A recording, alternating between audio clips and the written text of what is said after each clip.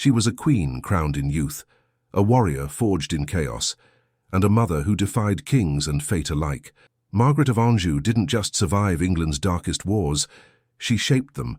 She was bold, she was feared. And then she vanished. No grand funeral, no royal monument, not even a whisper in the halls of kings. What happened to the most powerful woman in England? This is the story of the queen who vanished, and it begins long before her disappearance, with the rise of a legend. The girl who became a queen. Margaret of Anjou was born in 1430 in the Duchy of Lorraine, now part of modern-day France. Her father was René of Anjou, a man with many titles and very little land. Her mother, Isabella of Lorraine, came from equally noble blood. So Margaret was born with prestige but not power. But from a young age she stood out. She was clever, she was sharp, and there was a quiet strength in her gaze that made even seasoned courtiers pause. At just 15, Margaret was married to King Henry VI of England. It wasn't a love story, it was politics. England and France were trying to make peace after the long and brutal 100 Years' War. Margaret was sent across the sea to become England's queen, but what she found was not peace. England's quiet king and his queen of fire. King Henry VI was gentle, pious, soft-spoken. Some would say too soft for a crown. He didn't like governing. He avoided conflict. He often vanished into prayer and silence, leaving a vacuum of leadership behind him. And into that vacuum stepped Margaret, a foreign teenager, surrounded by suspicious nobles, with a husband who barely spoke above a whisper. But Margaret didn't break. She learned. She watched. She understood how power worked in England and how to use it. She became more than a queen. She became a political player, one the English court hadn't seen in a very long time. The rise of a warrior queen. In 1453, everything changed. King Henry collapsed into a mental breakdown. He couldn't rule. He couldn't speak. He didn't even recognize his newborn son, Edward. In the chaos, Margaret took control, not officially, but completely. She protected her son's claim to the throne like a lioness, fierce, relentless, unapologetic. But the court was restless, the nobility divided, and one man stood to challenge her, Richard, Duke of York. He was ambitious, popular, and he had a blood claim to the crown. Margaret now had an enemy, and the country was about to plunge into war. England divided, the wars of the Ye. Roses begin England split. On one side, the House of Lancaster, supporting Margaret and Henry.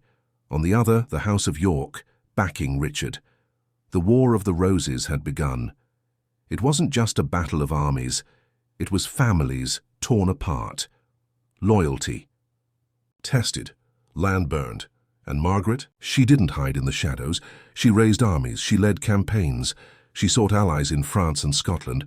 She was called unnatural, wicked, a woman who dared to act like a king. But to her supporters, she was something else entirely. She was hope. Blood in the snow, the Battle of Towton. In 1461 came the Battle of Towton. It was fought in the snow, and it was one of the bloodiest battles England had ever seen. Over 28,000 men died in one day. The snow turned red. Margaret's forces were crushed. The Yorkists claimed victory, and Edward IV, son of the Duke of York, took the throne. Margaret was forced to flee with her son. Once a Queen of England, now a fugitive, but she did not give up, not even close. The exiled queen, she crossed mountains, crossed seas, and sought help wherever she could. She raised her son in exile, training him to one day reclaim the throne. She was a mother, strategist, a survivor. She pawned her jewels. She bartered with kings. She played the long game. For nearly 10 years, she watched and waited. And then, her moment came. The unexpected turn. Warwick the kingmaker. The Earl of Warwick, the man who once helped Edward IV rise, turned against him, and in a stunning twist, he sought alliance with Margaret. The very man who once stood against her now begged her trust. At first she refused, but war makes strange bedfellows. Together they plotted to return Henry VI to the throne and place her son Edward as heir. In 1471, Margaret returned to England. Her final gamble, her final fight. In the spring of 1471, Margaret landed once again on English soil. But fate was not kind. A storm had delayed her arrival.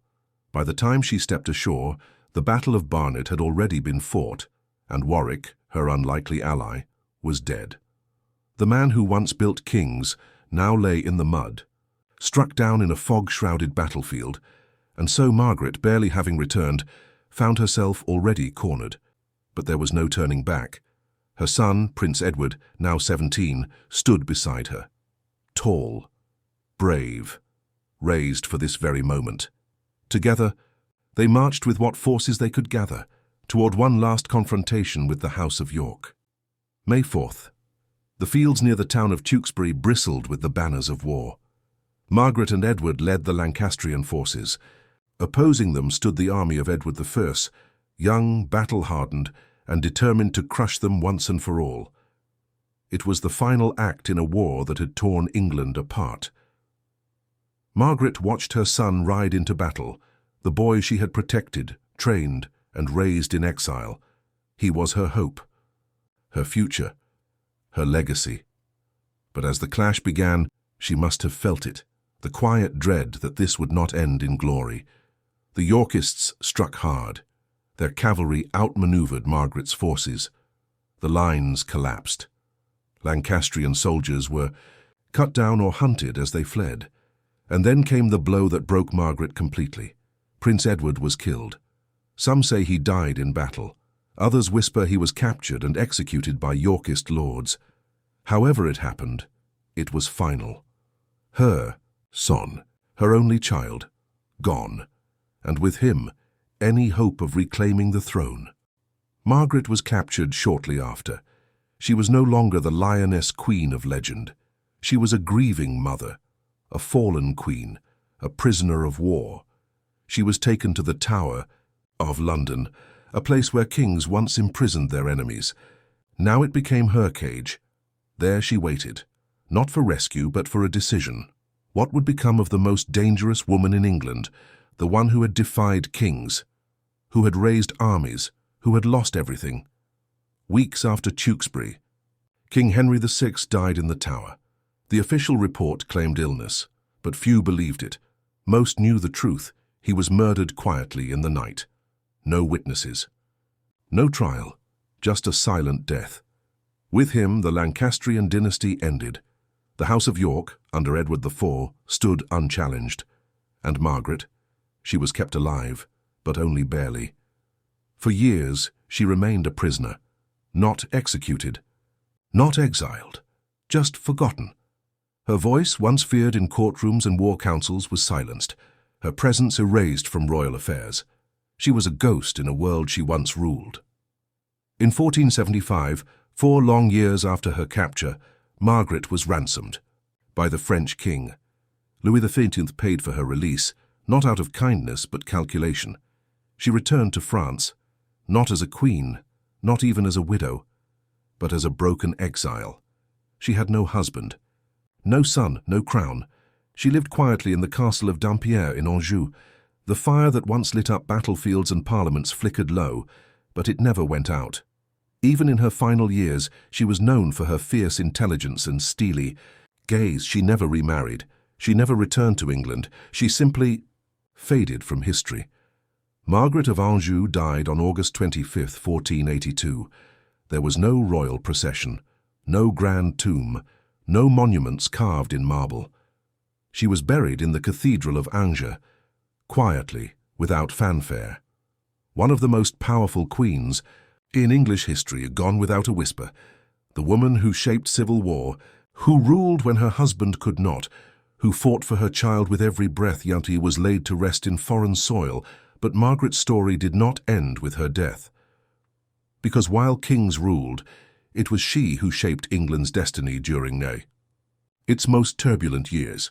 She challenged a system built by men and dared to lead as a woman, and for that, she was vilified. They called her unnatural. They blamed her for war. They erased her name from the stories of power. But history is beginning to remember, to see her not as a villain, but as a woman who refused to be silent. Margaret of Anjou wasn't perfect. She was ruthless, political, unapologetic, but she was also brave, resilient, and unforgettable. She didn't vanish. She was buried in shadow. And now she returns through the echoes of her story, a queen who would not yield, a mother who fought beyond grief, a legend long overdue for remembrance,